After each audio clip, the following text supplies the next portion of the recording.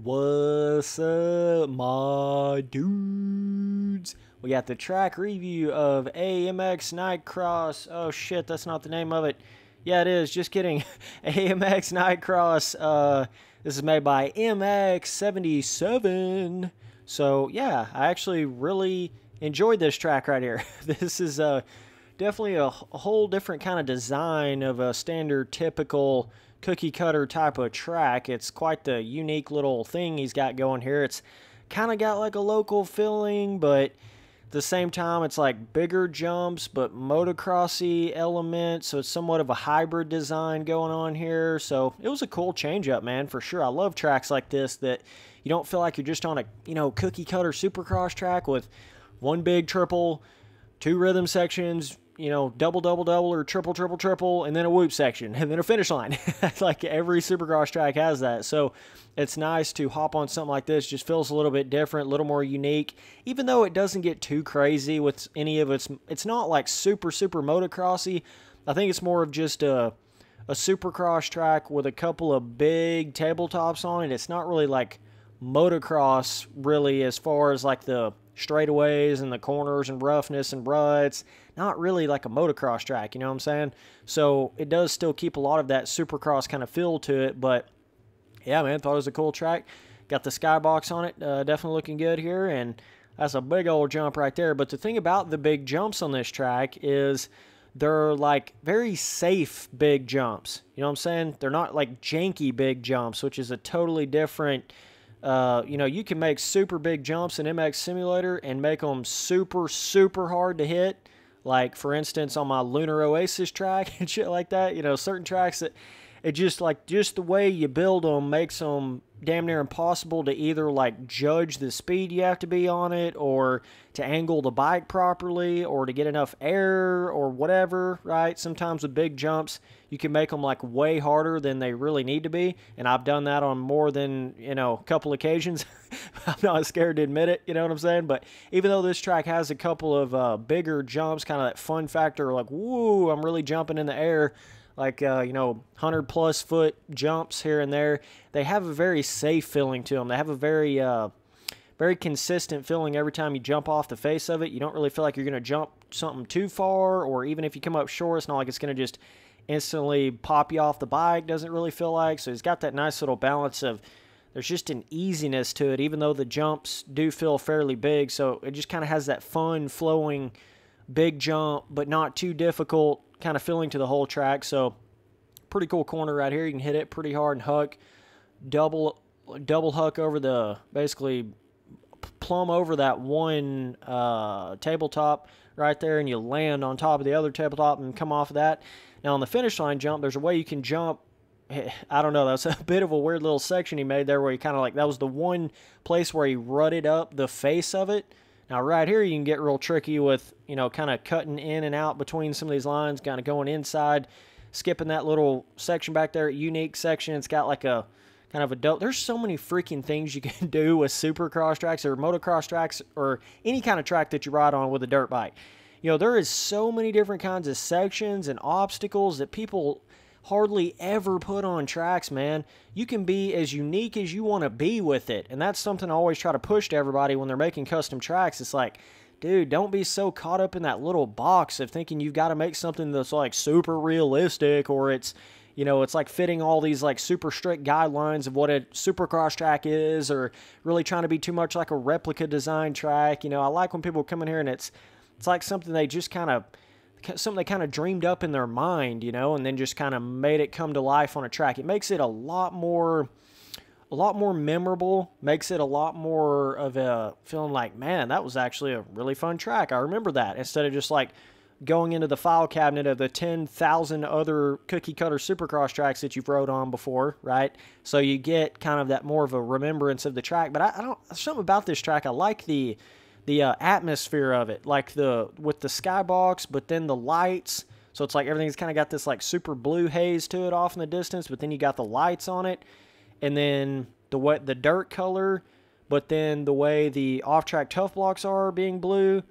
I like that. I like the I don't know how to explain it, just the atmosphere of it.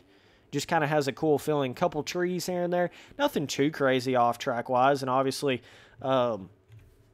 right there, he basically has the track built like literally on the edge of the actual map, like the actual buildable area of the track. So you can kind of, I don't know, sometimes when tracks do that, they can feel a little bit weird. Kind of like when you look over here, you feel like you're about to fall off the side of a, Grand Canyon or something, or you feel like you're looking off the edge of the world. Like, they can kind of give you that feeling a little bit, but sometimes it can be hard to fit an entire track in an area.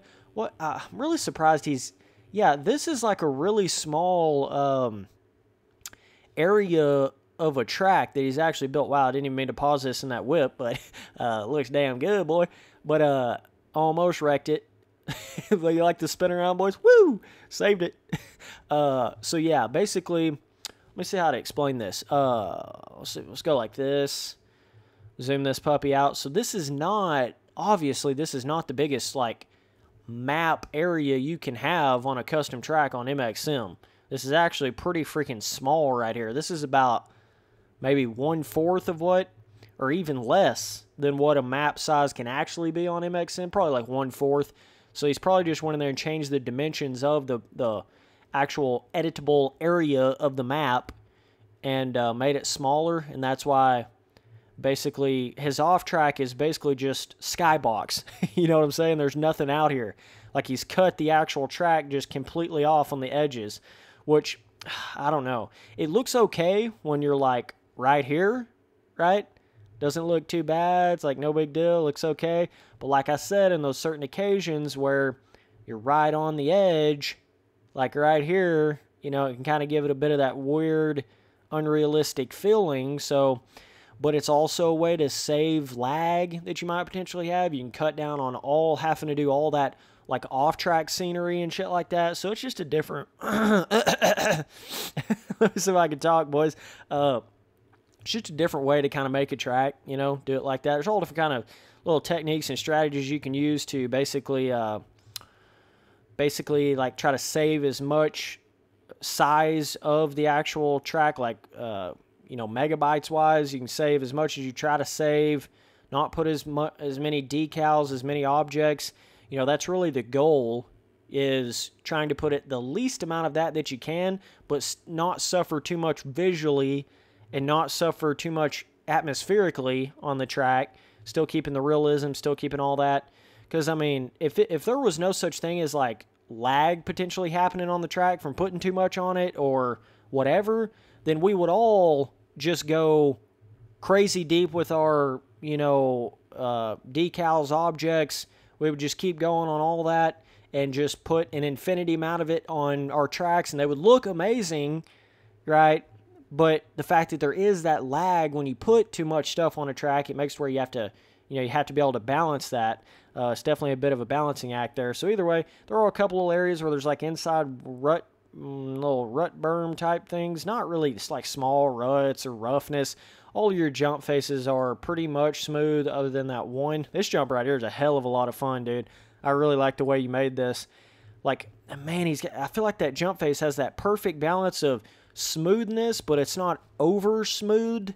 You know what I'm saying? So it's got that natural, like, transition off of a big jump face, but you don't feel like it, like, super kicks your front end forward or super kicks it backwards, or you kind of, like, your front end dips down because the jump face is too smooth. There's not really any of that going on here. You feel like you can just whip it however big you want to whip it. You come off that jump face smooth. So I really like how he designed that. But he's got a couple of off-track stuff over here. Pretty standard stuff. But it looks good the way he's put it together, though.